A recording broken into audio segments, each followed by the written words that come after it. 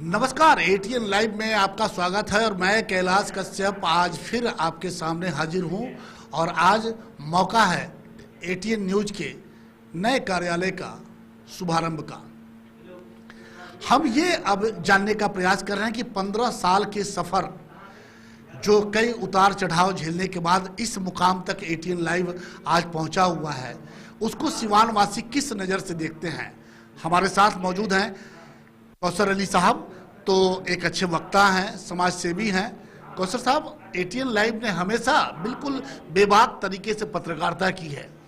15 साल हमने गुजारे हैं इस शहर में, तो कैसा लगा आपको एटीएन लाइव? सबसे पहले तो मैं आपको बधाई देता हूं और ये मेरी शुभकामना है कि सिवान का जो आपने एक नया मील का पत्थर जो रखा है, ये उस ऊंचाई को छुए जिसकी कामना हर सिवान के लोग करते थे।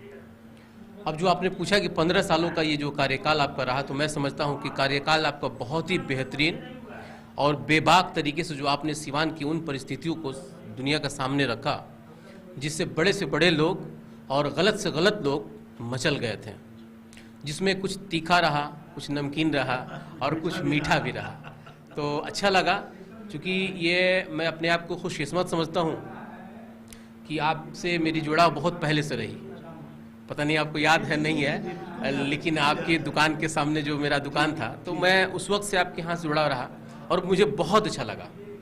वो शुरुआत का दौर जब केबल का सिस्टम रहता था, तो मैं कभी अपने दोस्तों से पूछता था कि यार हमारे यहाँ नहीं आ रहा है, थोड़ा एटीएन का हमको बताओ, तो अच्छा लगता था। लेकिन आज ये खुशी मेरा शायद दोगुना हो गया कि जब आपने अपना स्टूडियो डाल लिया और सिवान की उस बारीकी से बारीकी चीज़ों को आप अगर दुनिया के सामने रखेंगे तो हमारे सिवान के लिए और हमारे पूरे बिहार के लिए एक ये मिसाल कायम होगा।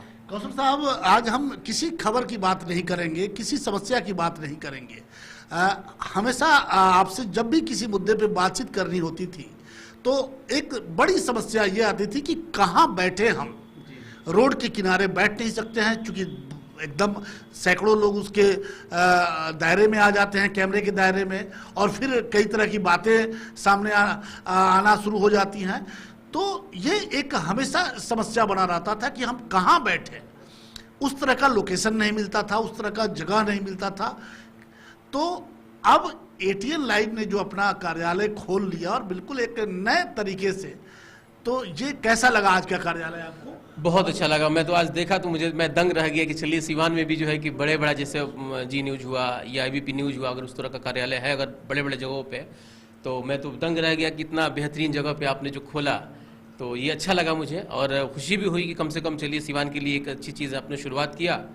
इससे बहुत फ़ायदा होगा, चाहे वो राजनीतिक स्तर पर हो, सामाजिक स्तर पर हो, या हर एक एंगल से जो है कि जो चीज़ जो पीड़ा लोग नहीं समझ पा रहे थे, उन्हें बता नहीं पा रहे थे।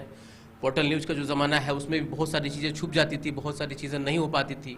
और आपने एक और बात कहा कि हम लोग रोड के किनारे, तो देखिए सर, ऐसी कभी कभी परिस्थिति बनती है।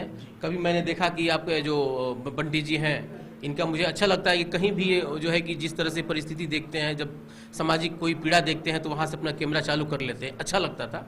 लेकिन अभी का जो है स्थिति जो है कि जो आपने स्टूडियो खोल लिया है, तो उसमें सबसे फ़ायदा ये होता है कि जो समाज का ज्वलंत मुद्दा है, जिस पे एक गहन विचार विमर्श करने की जरूरत पड़ती है, जहां पे लोगों को सोच करके आना पड़ता है, एक प्लेटफॉर्म मिल गया आज हाँ, सिवान को एक प्लेटफॉर्म, ये वो प्लेटफॉर्म मिल गया कि जहां हम सुकून से आकर के और अपने दुख को, दर्द को बयान कर सके, बता सकें, ताकि इस पीड़ा को, इस खुशी को पूरे सिवान के लोग सहन कर सके, देख सके, समझ सके। तो ये बहुत अच्छी बात है और मैं मुबारकबाद देता हूँ आपको कि आपने सिवान में एक बहुत बड़ा काम कर दिया। चलिए कौसर साहब ने देखिए कि तारीफ कुछ ज़्यादा कर दी। हालांकि ये हमारा काम है, हम भी चाहते हैं कि सिवान के हर उस खबर को, हर उस जो सुर्खियां बनने वाली हैं, उस चीज़ को हम आपको समय से पहले आप तक पहुंचाने का काम करें। और उसमें सबसे बड़ा अगर रोल होता है तो हम तो एक माध्यम हैं। कौसर साहब जैसे लोग ही हैं जो सिवान की समस्याओं को लेकर के वो आपके सामने बैठते हैं और इनकी बातों को लोग सुनते हैं, चाहे वो अधिकारी हो या फिर आम आदमी हो, और तब तय होता है कि आखिर हमारा सिवान किस रास्ते से चले, कैसे चले। पिछले दिनों एक बड़ी अच्छी डिबेट हुई थी जो लॉकडाउन में हम लोगों ने देखा कि लॉकडाउन लगभग 2.5 से 3 महीने का लॉकडाउन हुआ, स्कूलें अभी भी बंद हैं, लेकिन उसके बावजूद जिस तरह से फीस वगैरह को लेकर के एक अफरा तफरी मची वो आज भी कायम है।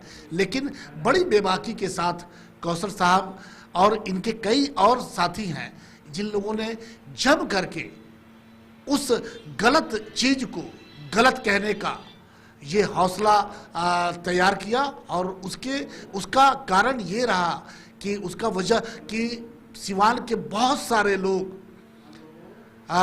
इन लोगों के जो विचारधारा है उस पर सहमत हुए।